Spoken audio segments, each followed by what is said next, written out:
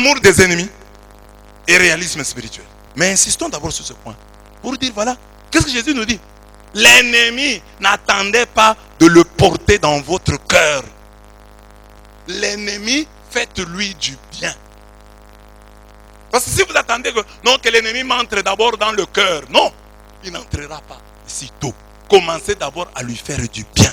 Commencez d'abord à prier pour lui. Commencez déjà à le bénir, à dire du bien de lui. Et commencez déjà à le saluer. L'ennemi, je prie pour lui.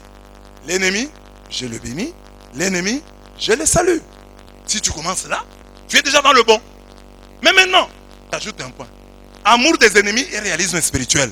Aimer ses ennemis, c'est croire qu'ils existent et savoir qu'ils ne sont pas prêts à devenir nos amis. Ça, c'est le réalisme.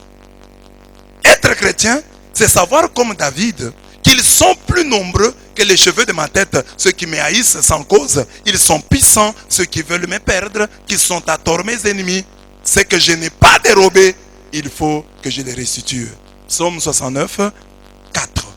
Aimer ses ennemis, c'est savoir qu'on a des ennemis, mais continuer à leur faire du bien sans hypocrisie. Je donne un exemple. Tu as des preuves que tel ami t'a fait virer du boulot. Un jour, tu le croises sur la route, commandant la charité. D'après Jésus, tu dois l'aider, malgré le mal qu'il t'a fait. C'est dur, mais c'est la loi. C'est ça l'évangile. Donc, quelqu'un qui t'a fait chasser du travail, tu le rencontres en cours de route, son véhicule est en panne, et tu dois lui donner un coup de main, ou tu dois le prendre à bord de ton véhicule. Il y a la pluie, il fait noir, et tu le vois.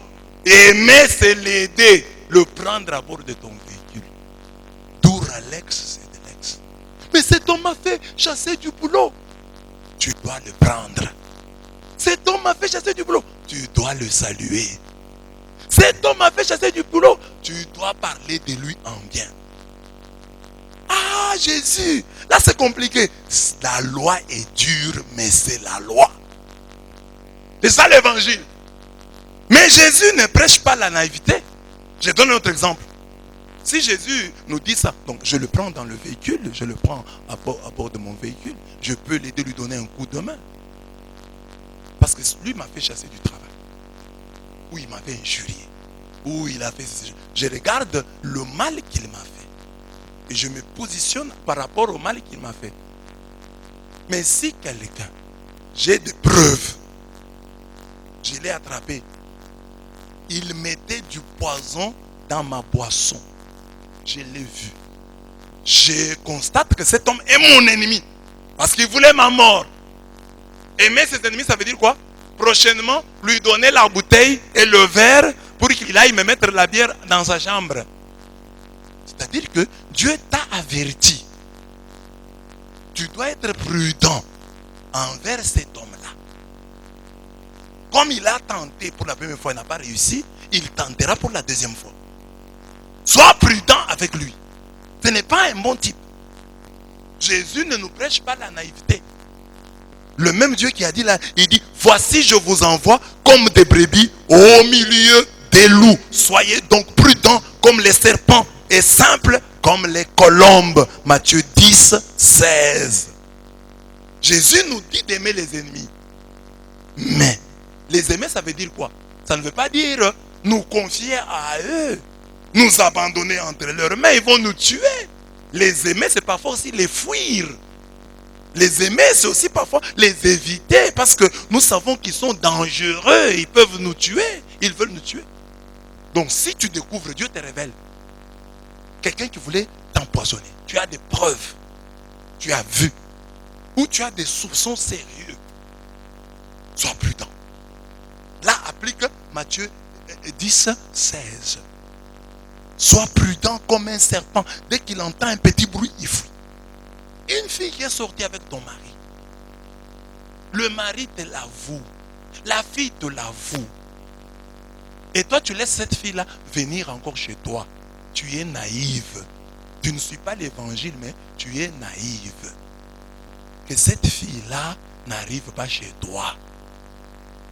Tu lui as pardonné, salue-la de loin. Non, elle est sortie avec mon mari, mais qu'elle vienne. Dis. Ils vont encore sortir. Là, maintenant, ils ne vont plus me sortir, ils vont entrer. Amen. Amen. Jésus nous a dit d'aimer les autres. Oui, je l'aime. Je ne vais rien faire contre elle. Je vais prier pour elle. Cette fille qui est sortie avec mon mari, je vais la bénir, demander à Dieu de lui donner son mariage. Si je la vois en cours de route, je vais la saluer. Mais je ne permettrai plus qu'elle vienne rester chez moi. Et puis elle vient rester chez moi en culotte. Elle met la jambe sur l'autre, devant mon mari, en train de regarder Novelas. Et moi je suis à l'aiguille. Sois prudent, mais que cette prudence ne soit pas une excuse pour fermer ton cœur à tes frères et sœurs. Faisons le bien, mais ne nous laissons pas avoir. Mais ne tombons pas non plus dans le piège d'un certain combat spirituel qui ignore que quand l'Éternel approuve les voies d'un homme, il dispose favorablement à son égard, même ses ennemis. Proverbe 17:10. Mais bien aimé, ici pour vivre cette parole, il faut vraiment beaucoup de discernement. De tous côtés, le diable peut te happer. De tous côtés. Soit du côté de la prudence, soit du côté de l'amour. Hein? Il peut te happer. Il va t'avoir, il te dit, non, tu es prudent, mais tu tombes dans la trop grande prudence et tu te perds. Tu es amoureux, mais il te dit que c'est de l'amour alors que c'est de la naïveté. Il faut avoir le discernement. Voilà pourquoi nous avons besoin du Saint-Esprit pour que nous ne puissions pas commettre des erreurs. On peut avoir un ennemi qui n'est pas un méchant. Quelqu'un qui vous a combattu à un certain moment parce qu'on lui a donné de mauvaises informations sur vous, parce qu'il a eu des fausses. Mais c'est peut-être prochainement un meilleur ami. Donc le diable peut connaître déjà les connexions qu'il y aura demain. Tu peux rencontrer quelqu'un là qui te complique, mais ce n'est pas un méchant. C'est une question d'incompréhension, ce n'est pas ton ennemi. Même ici à l'église, même dans la famille. Avec quelqu'un, on peut avoir des incompréhensions. Mais ce n'est pas de l'inimitié, ce n'est pas de la méchanceté. Sois aussi prudent pour ne pas tomber dans le piège de considérer une incompréhension comme une inimitié. Amen.